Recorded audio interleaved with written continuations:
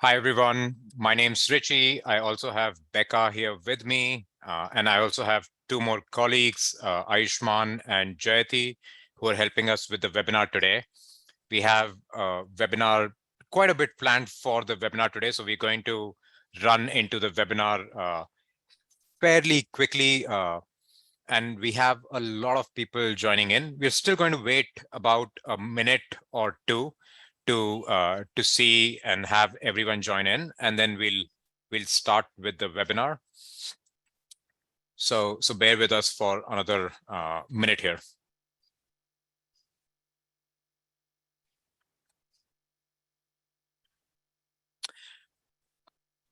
Okay, I just sent you that, Richie. On Slack. One Yep. second. Okay.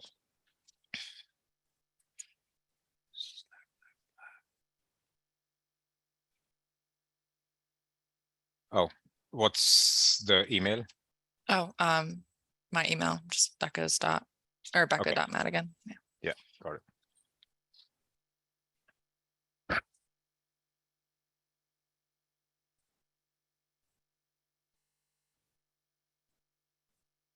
Okay. Cool. Beans. All righty. We have quite a few folks who have joined in. So let me get started. My name's Richie. I'm one of the founders at PriceLabs. I have Becca here with me. Becca will be leading most part of this webinar. She's a solution consultant based out of US, and I always confuse. She's either in Charlotte or in Charleston, one of those cities. Charleston. I also have two of my colleagues from the product specialist team, Ayushman and Jayati, here with me, who'd be helping us with the webinar. Basics, you guys can hear us speak, but we can't hear you. So if you have any questions about what we go through, and please let the questions keep coming in, or please let the questions keep flowing in. We will be like, the questions, you can type them in the Q&A box at the bottom of your Zoom screen. There's a Q&A box, type it there. As we go through the webinar, we'll address some of the questions. If it's possible for us to just write out a response, if it's straightforward enough, we'll write out a response. And then finally, if you're not able to get to the questions, we will address them at the end of the webinar. As always, and for every webinar that we do, we will be recording this webinar, and the recording will be available on our YouTube channel after the webinar is done. So it takes about a day for us to upload it there. But we will also send out an email with the link after the web a day later about this webinar, right? Finally, we do have a special offer for everyone who's joining in today. What we're going to cover today is a little bit about how do you prepare for pricing strategy in a downtown environment. And that means we're going to talk a little bit about how do you set some of your settings in PriceLabs, how do you look at certain data. And one of the things that we want to touch on is how do you look at a product called market dashboards in PriceLabs. And so because we're guiding you to be looking at market dashboards for your property or market, we'll be giving you one free credit so that you can actually go in and look at that data and make the necessary tweaks. With that, the big question that we're going to ask today, and the big looming question is there a recession or something like that that's coming? Is it low season, downturn?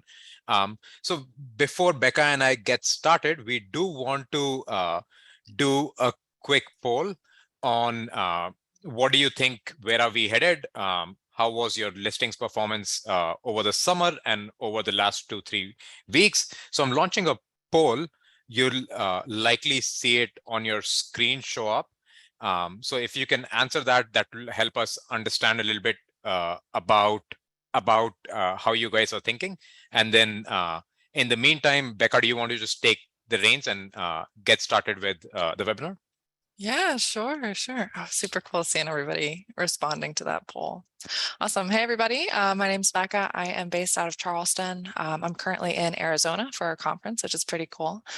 But yeah, today we really, it's kind of like a follow-up. We did a great webinar 2 weeks ago with Rental Scale Up about sort of preparing for a downturn, different strategies, things to think about. So we thought it'd be really great to bring you like actual strategies that you can actually do within PriceLabs. So that's kind of what we're covering today. So, and really, you know, in the US, in many markets anyways, at the end of August, early September, it's pretty normal to see a bit of a downturn anyways. It's almost normal. It's kind of like a shoulder season that we're going into.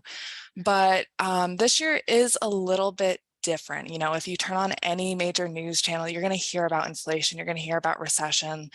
And we don't really know what we're getting into. So especially now, you know, in 2021, 2022, these have been really almost like record years of performance. So even if we're not going into a recession, we might be going into just a normal market, and it might just be like a bit of a downturn. So regardless of like if there's a really looming emergency going on, or if it's just sort of like the normal ebb and flow of the market, it's really important to be proactive and prepared. A lot of the times people do sort of revenue management in the high seasons when it's kind of easy to make money, but in your shoulder seasons, in these times when, you know, you need to work a little bit harder, that's really when you can employ our tools. So that's kind of what we're going over today. It looks like Very we cool. do have some pretty good We have responses a here. lot of responses, and so I'm going to I'm going to give 10 seconds to end the poll. 10, 9, 8, 7, 6, 5, 4, 3, 2, 1. Okay. We had a lot of people participate, so thank you so much for sharing sharing how you're feeling. I'm also going to share the results so all of you guys can see it. But high level, a lot of you do feel that there's potentially we are headed into a recession, but there's still like a good 40% of know or don't know enough, right? So personally, while our individual opinions could vary in the company, as a company, it's like that's a very dramatic call for us to take. So for now, we are watching where we are going and where the markets are going. So which is why we do want to, for some people who may want to take a proactive approach, we do want to run this webinar and talk about, hey, if there is something happening, how should you think about it, right? Good to see some people having best year ever. Feeling a little bit sad about some people who are feeling worst year yet. Hopefully, depending on the market you are in, maybe you're going to hit high season now. And then finally, seems generally like there's a common message around slower than before. So we are going to talk about some of the tactics that you can think or look at if you're thinking it's slower than before, or even if it's slower than what you'd expected, right? I wish I had laid out a poll around where everyone's from, but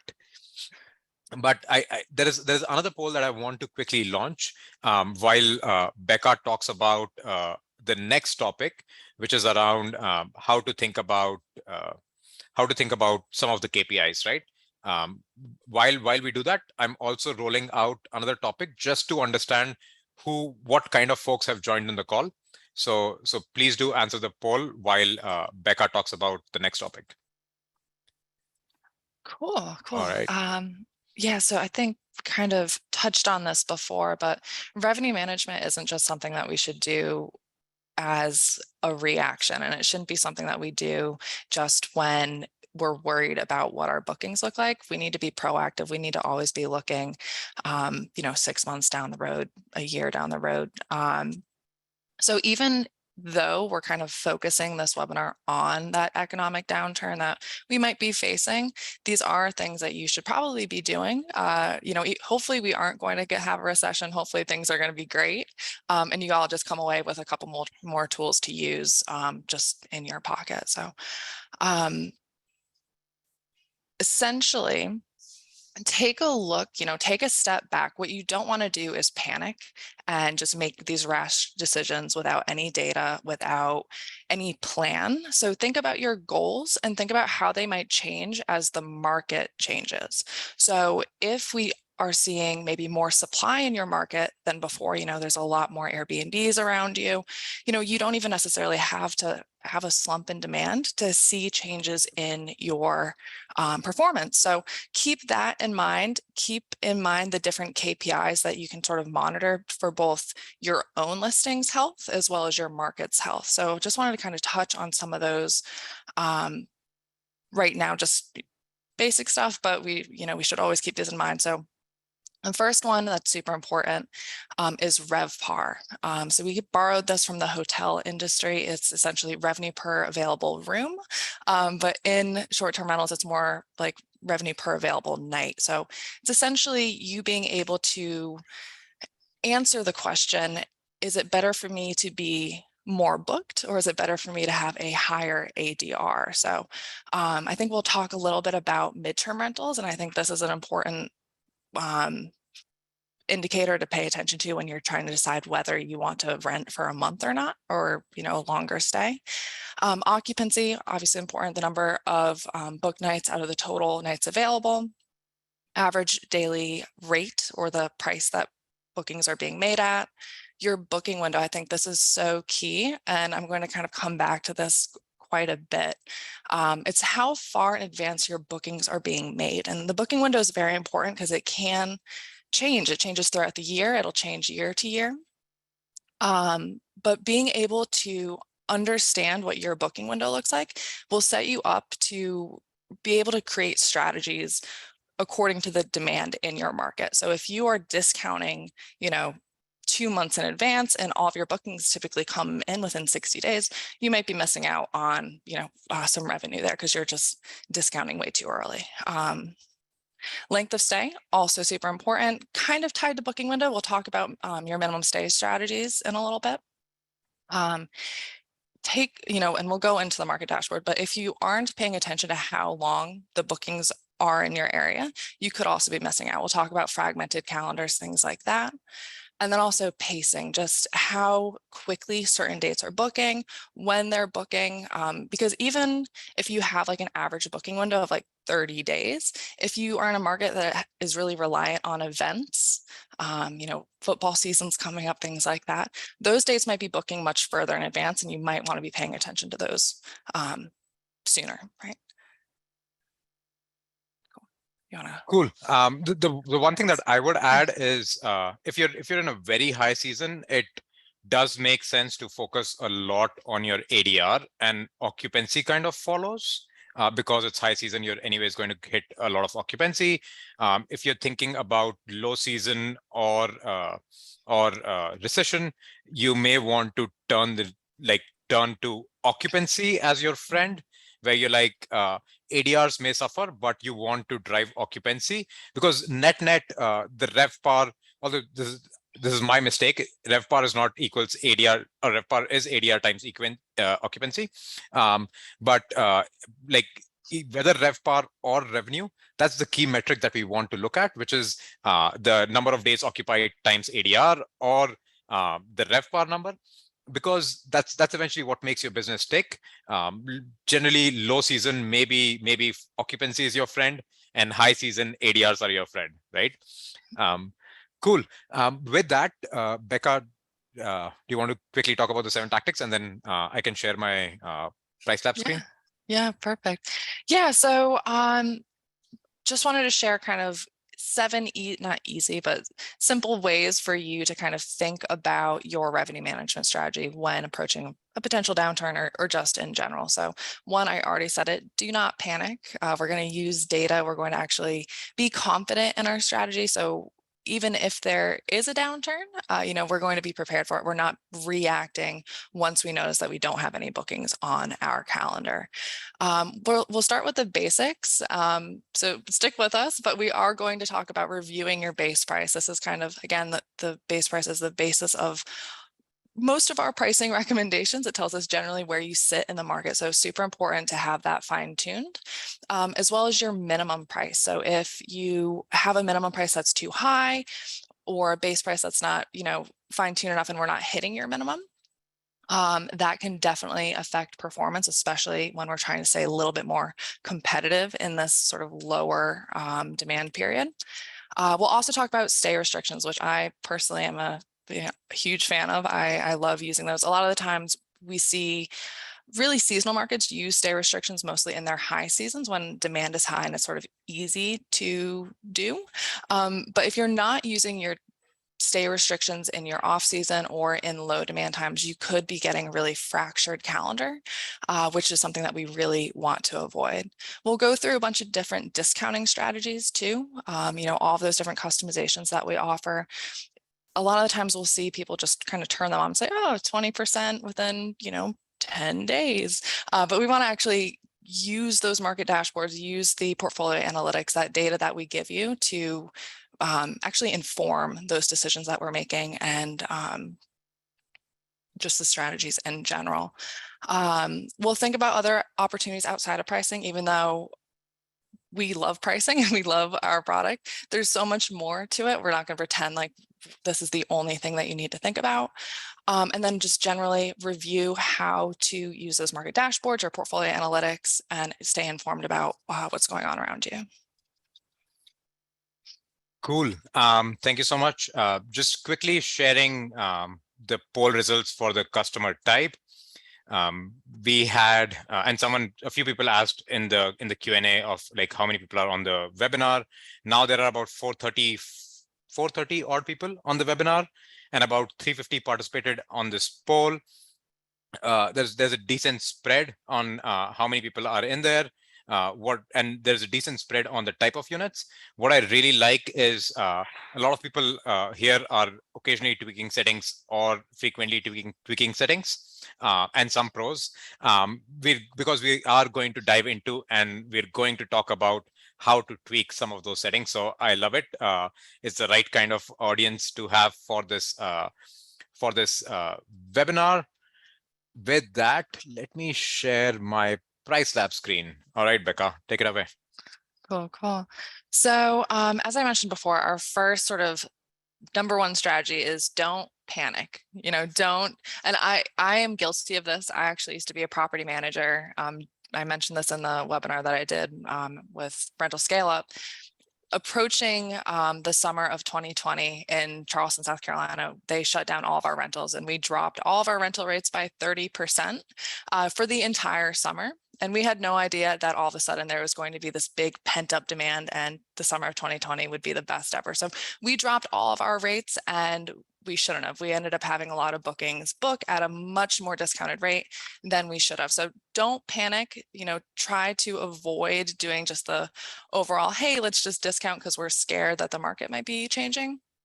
Let's understand if it is, if this slowdown is overall in the market or if it is just your property. We want to look at performance metrics within PriceLabs and then maybe even use neighborhood portfolio analytics and market dashboards. So Richie, if you want to use maybe Rio's Retreat and click review prices. Cool. So a couple of things to look at when you are reviewing your properties. The first I would say is your listings health. So where Richie's hovering over now. So these health indicators give you sort of a snapshot of how your listing is doing relative to the other listings in your market. So you'll notice that my listing has a couple of different colors here. The colors indicate sort of how you're pacing compared to those similar size listings around you. So over the next 7 days, this listing is doing pretty well. It's doing slightly better than the market, 72% occupancy versus the market 60%. So that's why we're showing green. Red is going to be pacing behind more than 20%. So in this case, 44% occupancy over the next 30 days versus the market's 56%. Yellow is in between green and red. It's pacing behind, but not so bad. Keep an eye on it, but you don't need to be too worried yet. And of course, you'll see blue sometimes, and that means that you're pacing ahead more than 20% than the market. So pay attention, when I run the 101 webinars, I always say, pay attention to what these health indicators look like when you first connect your listings. This is sort of like a good temperature reader of how you're doing, because everybody has different strategies. If you have more long-term renters, maybe some midterm stays being booked, or you really want to maximize your occupancy, your goals are going to be somewhat different than somebody who wants to maybe just rent really high rates on the weekend. So think about what your goals are. Do you want to have really, really high occupancy? Do you want to maybe price yourself a little bit lower and shoot for those blue and green health indicators? Or maybe are you okay seeing greens and yellows and being maybe a little bit higher priced in the market? So that's kind of the first thing. Don't just look at the 7-day, look further out, see how you're doing, because, and if you scroll up actually, which is kind of neat, at the top, you don't have to actually see the 7, 30, and 60. You can click these 3 little dots here and take a look to see how you're pacing, up to 6 months in advance. So just keep that in mind. That way you can kind of see how you're doing, relative to the entire market. The next place I want to bring you is to the neighborhood data section. Two Oh, quick questions that oh are yeah. associated with this, Yeah. but one very important thing. I, I I see Todd is saying that he can't see our screen.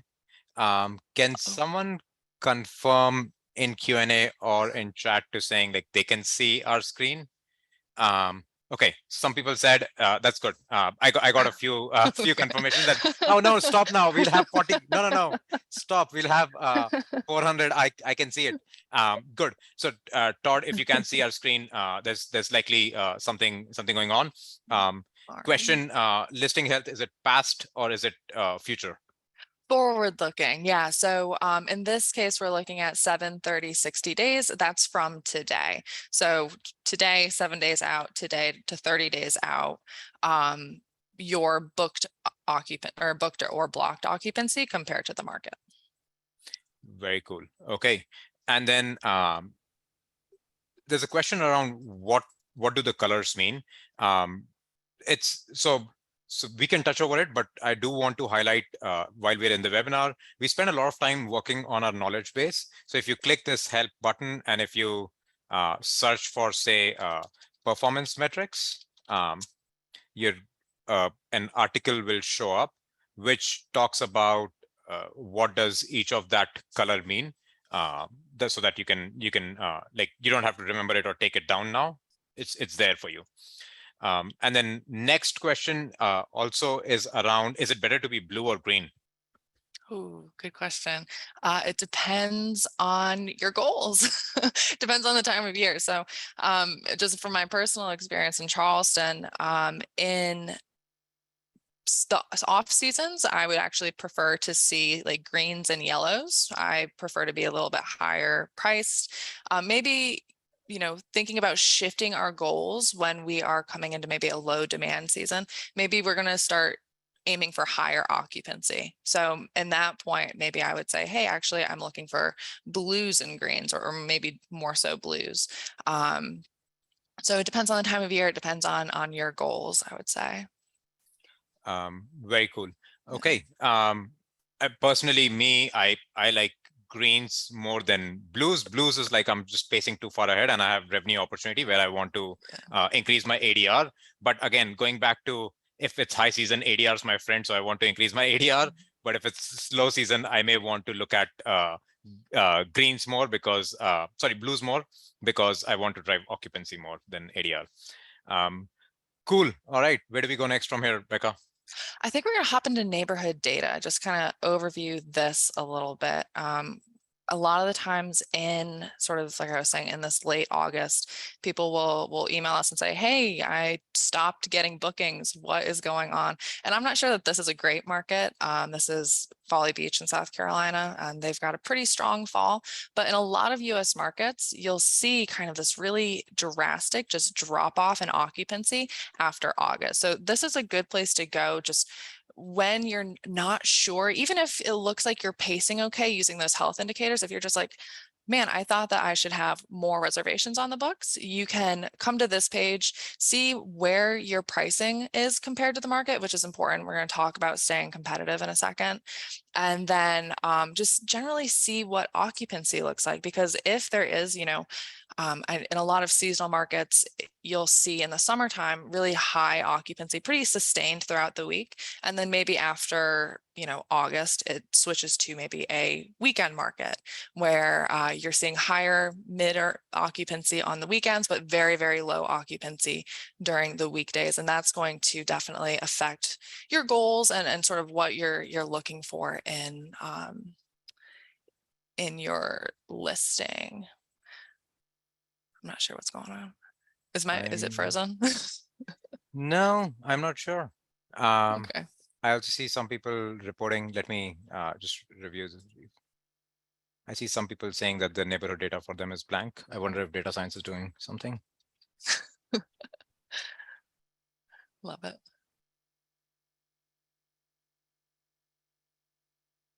Oh.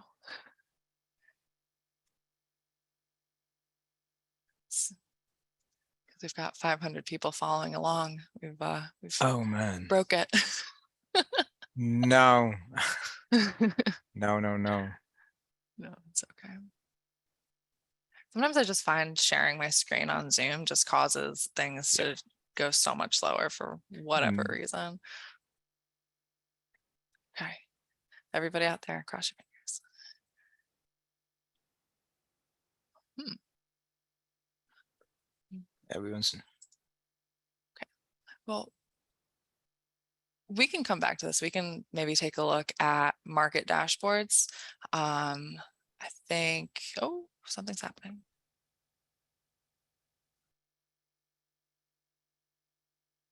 Thank you for your patience, everybody. Yeah. In the meantime, while we're trying to figure out what's happening, why this is down, we're going to quickly answer some questions that came up. Screen blank, screen blank. Would blue be better than green? We answered this live. I can see it, can see referencing, blah, blah, blah. I'm gonna skip. Do you guys offer a service where you can set this up for us? Good question. We do have some consultants that work with us who can, we don't have a service of our own, but we do work with some consultants who can help us, help you set up PriceLabs. So if that's of interest, reach out to us. And if you're on this webinar and if you're a pro, reach out to us. Maybe we can set you up with an additional revenue stream. Cool. Alrighty. I see a good question. Health compares against all market or similar properties, i.e. 2 bedrooms only. So it's weighted for similar size properties. So we're looking at, if you have like a 2 bedroom, we're going to look at 2 bedrooms, 1 bedrooms, and 3 bedrooms. In some markets, if you have like a really large home, like a 10 bedroom, and there aren't a lot of 10 bedrooms around you, we'll expand that a little bit. So we're looking at sort of a wider range, but it's mostly similar sized homes to you. Cool. Looks like it's coming back, but I'm not sure what's happening. Wow. Do we want to go into another tactic while we come back to the neighborhood data one? Yeah. So maybe let's hop into market dashboards quickly just to kind of go through that. Yeah. My doubt is if neighborhood data is not working. So all of these run on one system, neighborhood data, market dashboards, they run on a system called Dash App. Okay. And if something's happening to Dash App, then a bunch of them might be down. Okay. Well, then maybe we'll just come back to this later. Okay. Oh, actually, hey, here it is. There you go. Awesome. Cool. Okay. Cool. So like I was saying, so if we're looking at this future occupancy graph, so this first graph is future pricing. The black line is going to be your recommended prices compared to the sort of range in pricing in the market. The second graph is going to be that occupancy. So if you're concerned about what your sort of market looks like, if you think, hey, am I just not getting bookings, take a look at this future occupancy graph because it'll give you a pretty good idea. One thing I do want to point out, and I see this a lot of the accounts that I review, make sure that you are filtering for the correct bedroom size. So in the upper left-hand corner, you're going to see sort of like that pink square. Right now I have this filtered for 2 and 3 bedrooms. But initially, when you first look at this page, it's going to show you the entire market, which is sometimes useful, if you actually want to get a good picture of what occupancy looks like. But when you're comparing your prices or, you really want to fine tune what you're looking at, choosing a more appropriate bedroom count is really key there. So what's nice about, I don't know what's going on here. Neighborhood data is almost like a light version of our market dashboards. The data set that you're seeing here is basically the data set that we're pricing you off of. It's typically the 300 or so closest listings to you. And we look at sort of a larger canvas of listings. So we're capturing really any of those market trends that we can. Something I just want to point out here, if we're talking about staying competitive, is if you scroll down, we have this neat new compare pricing calendar, where again, if we're trying to stay a little bit more competitive in the off season, you can choose, up to 10 similar listings to you, and you'll see their pricing compared to your prices over the next 4 months. So that's a really key thing, if we're not really focusing on maximizing that ADR, focusing on being more competitive. This is a really neat tool to use, and it'll sort of help with that sort of next point that we are going to go over, and that's fine tuning your base price. Again, your base price is super important. It is basically, I always say, our recommendations are based in the base price. It tells us generally where your listing should sit in the market. So if your base price is too high, then really quickly you can become uncompetitive in those times of year or when the market starts to do a downturn.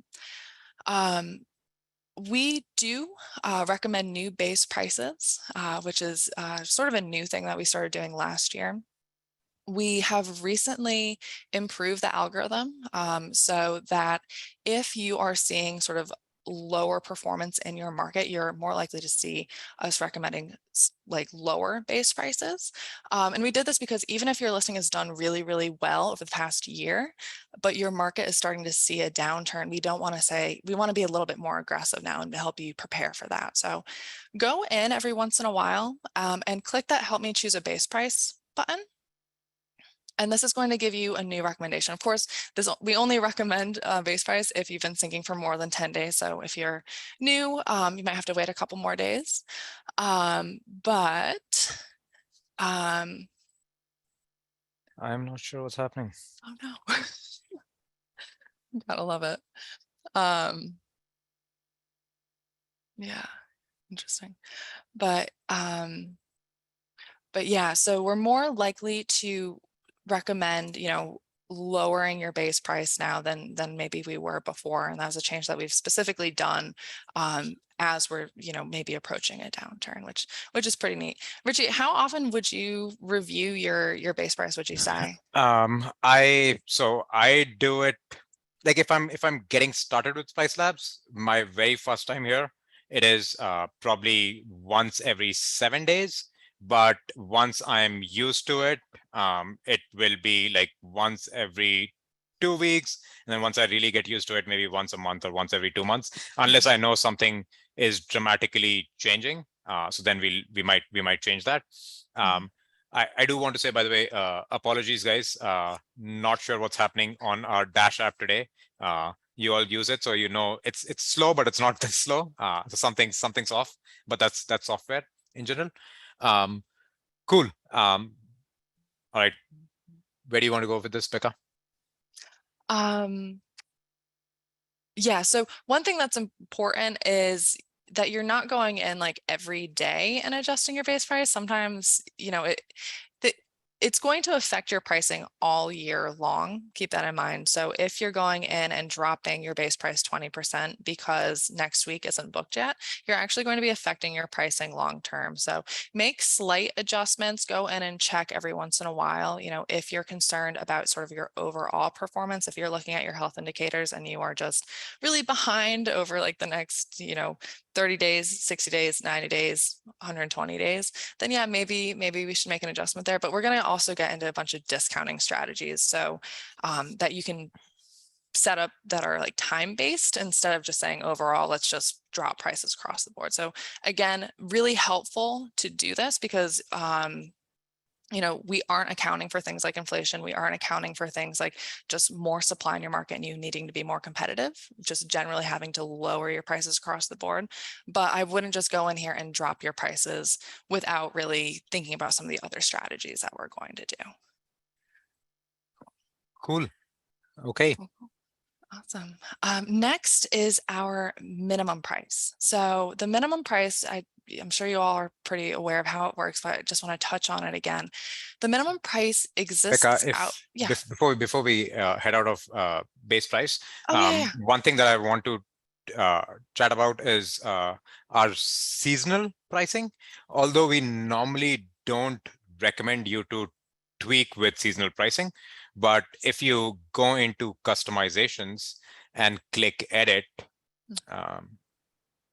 and then go into seasonal and minimum prices, and then open this up, click edit profile, you can create either at fixed or percentage, you can create like seasons and seasonal prices. Now, PriceLabs automatically adjusts your base rate. So you should not need base rate based on seasons. So you should not need to. But if you're thinking, hey, there's a downturn, which is not your normal season, it's going to be further slower.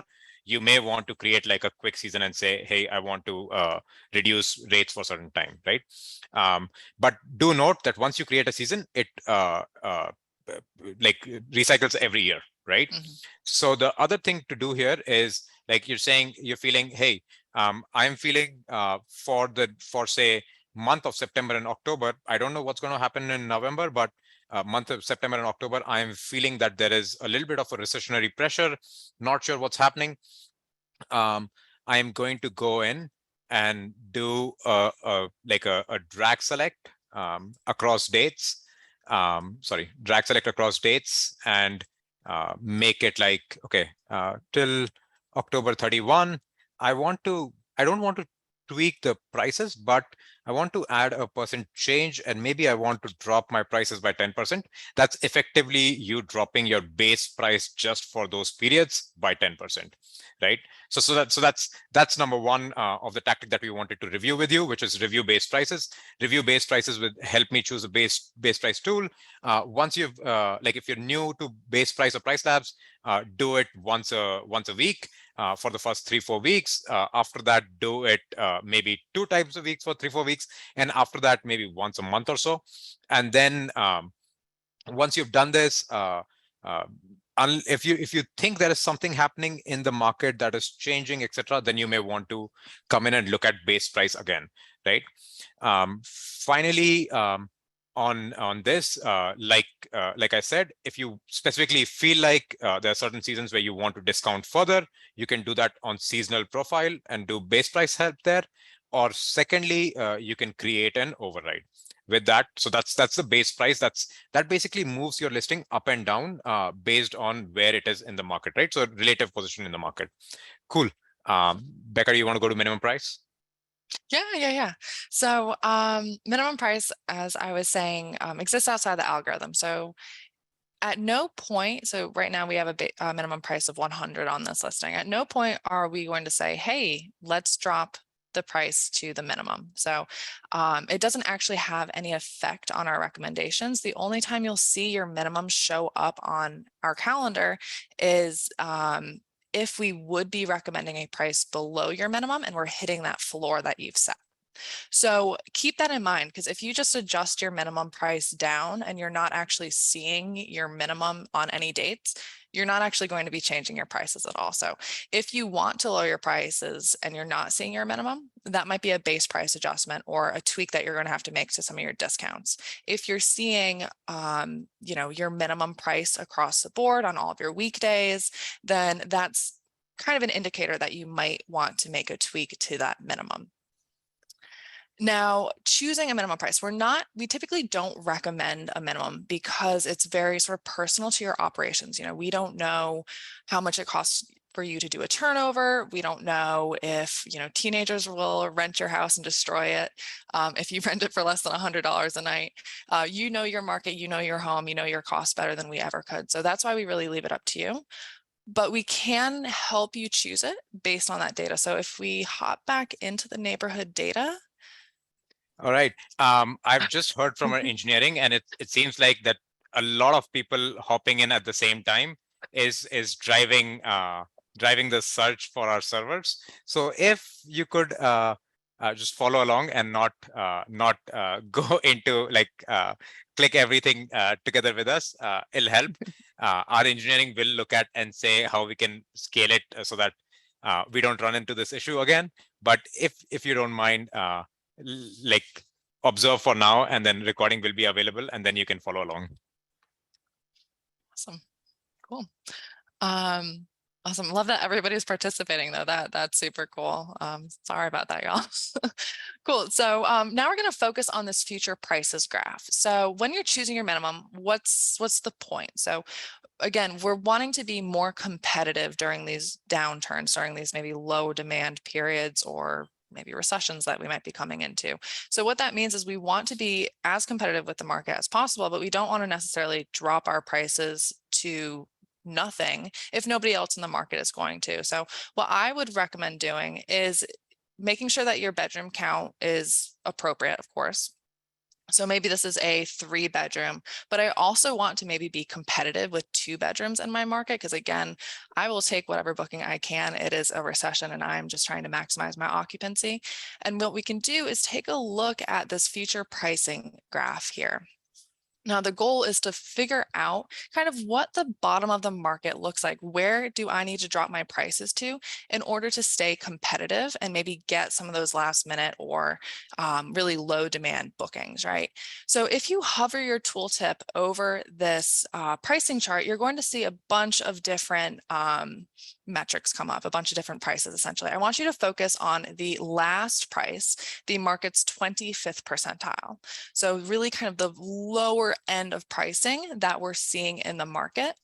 In this case, we're seeing 212, market 25th percentile. Now, I know that in this market that our low season is between January and February. So if there is like a lower season, you might want to focus on that area, because if you are in the middle of your high season or kind of even in just a shoulder season, your minimum price that you're seeing in, September might be very different than how low the market goes. And again, like January and February. So typically in this market, we'll see about like 180 as the 25th percentile in the lowest period. And that's probably a good place to start. If you want to be a little bit more competitive, you can drop it below that. But that should help you inform, generally where your minimum should be. Now, we have some really neat customizations that I think are sometimes underutilized. Richie pointed out the custom seasonal profiles. Those are huge. If you're in a seasonal market, your minimum price is probably going to fluctuate throughout the year. You might want to be very competitive in that January, February season, but in your high season, like Richie was saying, where you want to maximize your ADR, you might have a very different bottom line that you want PriceLabs to respect. So definitely make adjustments to your minimum price here. Again, be careful if you're going to change your base price at all, but this is a really, really great tool for adjusting your minimum, right? So what Richie's done here is, and what's neat about this is you don't need to cover a whole year. You can just say, hey, just in my low season, I'm just going to drop my minimum price 20%, or just in my high season, let's raise it a little bit. And Richie's doing percent changes, but you can also do fixed if it's hard to kind of wrap your head around, what that's going to look like. Sometimes a fixed option at the listing level is really great. But do keep in mind all these customizations, except for like your your actual base and minimum price. All these can be made at the account level or the group level. So if you are a larger PM, you can set up a seasonal profile and make those percent changes sort of across your portfolio. Cool. So let's exit out of this. Now, the other thing that I think is really neat that I think people kind of overlook is the minimum far out pricing. Now, the way it's worded, a lot of the times people are like, oh, well, I'm going to raise my minimum for dates that are really far in advance. Now, you don't really need to do this because we have a far out premium. Inherently, prices, if you look further out on your calendar, they're going to be higher. So ideally, we shouldn't be hitting your minimum price really far in advance. What this is really neat for, and at least in my opinion, is being more flexible last minute. So under your configure prices where I have 100 set as my minimum, if I'm actually okay with maybe 75 for bookings that are made super last minute, maybe within the next 14 days, then I can use this far out minimum pricing to say outside of 14 days, my minimum is going to be $100. And then change the minimum under configure prices to 75. So just last minute, we're able to drop it down, be a little bit more competitive than normally we would want to be. Kind of cool, right? Let's see. Do we want to stop questions? I'm seeing a bunch of questions coming in. Let's go into market dashboards, talk Okay. a little bit about creating comp set, and then Yeah. how would you look at, say, neighborhood data with market dashboards. I almost feel like I am sorry, you all, but I think we underestimated how much content we have planned. I almost feel like there are about 150 questions that I'm seeing. I almost feel like maybe we do a part 2 of this webinar. Becca, what do you say? Because we're not Yeah, going to like just get through oh. the 7 tactics and answer your questions. So Yeah. maybe we will stop at 3 tactics, or maybe we'll cover the stay restrictions as a tactic. And then we're going to answer questions. And then maybe next week, same time, we're going to run the part 2 of this webinar. Yeah. We're going to send you a link of how to register for that, because we won't do justice either way. We won't be able to answer your questions and also go through the content, right? No, and there's so So how many about we good do that? questions coming in too. So Exactly, it's exactly. yeah. So how about we do that, Becca? We do market dashboards. We talk about custom comp sets. Perfect. We talk a little bit Yeah. about minimum price with custom comp set. And I don't even know if we have time to cover stay restrictions. So maybe stay restrictions also stays for the next week. Okay. So This is yes, just gonna be a weekly webinar at this which is point. fine, I'm sure. Thank you so much, guys, Cool. for everyone who's listening in. Hopefully, you're liking it, because we also don't want to cramp too much. Anyway, I should stop speaking and let's actually use the time. Cool. Cool. Yeah. So like I was saying before, market or neighborhood data is almost like a light version of market dashboard. So this gives you a really deep look into your market. And what's really nice about this, again, going back to neighborhood data, the comp set that we're showing you is more or less what we're pricing you off of, sort of looking for those overall trends that are happening in your market. But with market dashboards, you can hand pick a comp set. So if you want to see, okay, so maybe I'm a really high end 2-bedroom in Rutherfordton. What I'm going to hand pick, maybe 20 other units, and maybe I'll price my minimum price closer to theirs because these are the ones that I'm actually competitive with. I don't want to just look at sort of not random listings, but the listings around me. So this gives you a little bit more control. So super neat tool to use.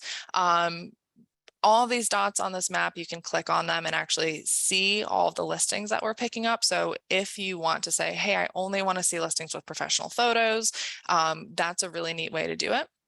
This is where you're going to create comp sets though. What you'll do where it says available listings, you'll actually click on create comp set. And then you can use this chart to really filter for your needs. We have some really great recorded webinars on our YouTube channel, and we can send links to those. It goes over, tips and tricks for creating comp sets, sorry, I don't know why I forgot the word, for creating comp sets. So things like if there's 0% occupancy or 100% occupancy, maybe don't include those, things like that. So we'll send you a link to those, but using this information and then sort of, you can actually import it into the portfolio analytics section and then see how your listings are pacing, see what your pricing looks like compared to this comp set that you have actually created for yourself, right? So that is super neat.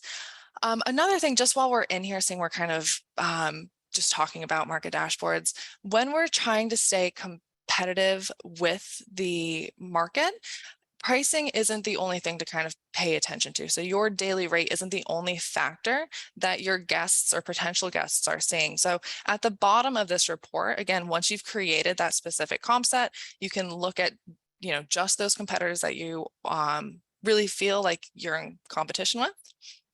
And you can see what their average fees look like. You can see what their cancellation policy looks like. Make sure that you're setting those so that you're competitive, especially your fees are going to have a much higher impact on the overall booking price in that off season or in that low demand period. Everybody hates, being on Airbnb and saying, oh, $200 a night, and then ending up with like a $1,400 reservation. So make sure that you are competitive here.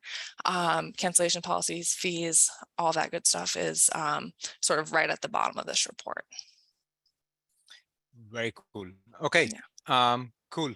I know some people want us to cover the stay restrictions part of this webinar, but honestly, I don't think we'd have time to truly go into it. But what we're going to post this call is we're going to write up an email where we talk about some of the tactics so that you guys can actually use them better. Like we're going to write out all the tactics. We're going to include certain links to various things so that you know how to get to them. But then again, Becca and I around the same time next week, we're going to send you an email with the registration link. You can see it. Cool. Let's answer some of the questions, Becca, while we're here. Yeah. Okay.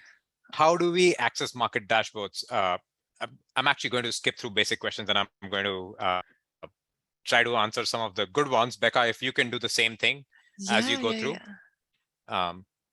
But very basic, Ahmed, how do you access market dashboard? In PriceLabs at the top right side, you'll see market dashboards. Later today, add a credit each of your accounts so that you can create a dashboard specific to your market. See anything, Becca? Custom groups, we kind of went over. So custom comp group, that's going to be within market dashboards.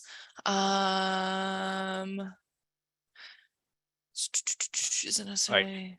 Sorry, there's just so many. Yeah. The question is in the compare competitor calendar or anywhere even here, where do the IDs come from? These IDs are your Airbnb, like not your, but people's listing IDs. So if I click an Airbnb listing, at the top of the listing, where I see the URL, here the last number is Airbnb listing ID. Also, there's a question around, is the data only for people who are using PriceLabs or everyone in the world? And you have Airbnb, and you also have a VRBO data set here, not just Airbnb. And very soon we're working on adding a booking.com hotel data set. Having said that, if you're in neighborhood data, if you scroll down, we pick 10 closest hotels to you. And so you can also see, don't everyone follow along and crash our dash apps, but you can also see the hotel data right here, where, so for example, this is in Charleston, a property, and you can see our prices, but you can also see Holiday Inn or whatever other few other hotels, right? Cool. Becca, did you see something? Yeah, there's a couple of questions about sort of if I should, just one person asked, I have a 4-bedroom, should I consider 3 to 5 bedrooms in my comp set? If I have a 1-bedroom with a sofa bed, should that be a 2-bedroom?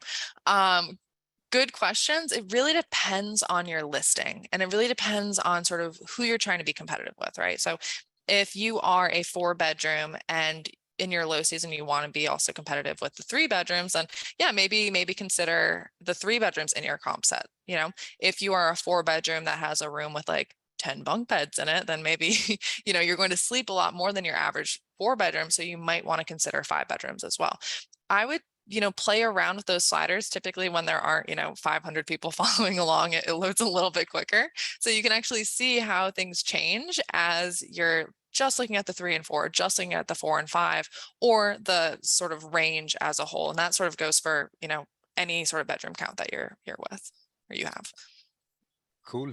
There's this question around we spoke about occupancy and ADR, and against that, we said maybe sometimes you drive occupancy, sometimes you drive ADR. There's a question around which drives higher profit in general.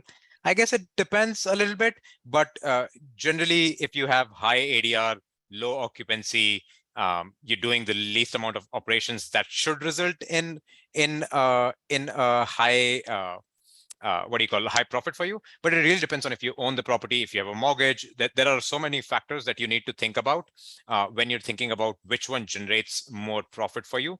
Usually there is there's kind of a profitability curve, and that varies a little bit by season.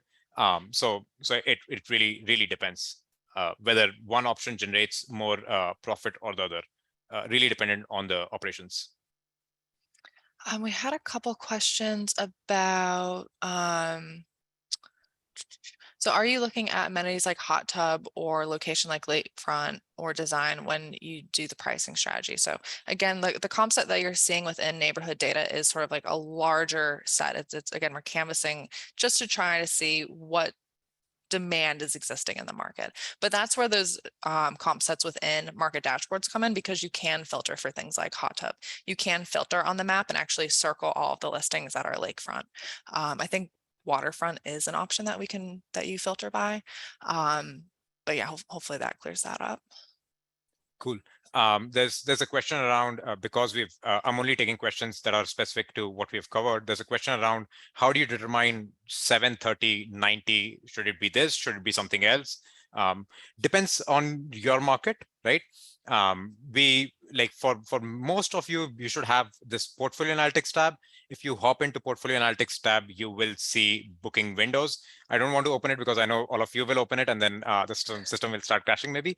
But our systems work. Our team is working on doubling up the loads and also distributing loads right now. But you can see your booking window, and your booking window really informs how you should think about these, right?